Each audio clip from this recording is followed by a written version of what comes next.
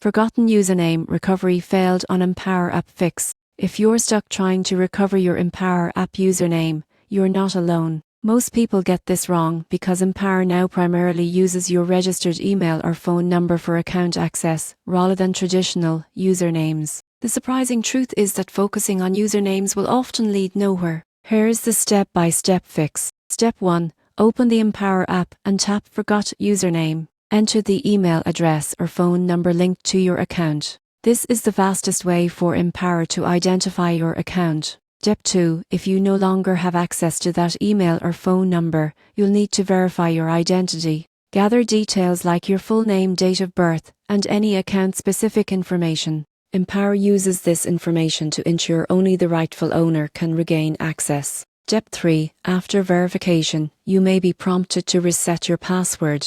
Follow the instructions sent via email or text and double-check spam folders if the message doesn't appear immediately. Step 4. If standard recovery fails, contact Empower support directly.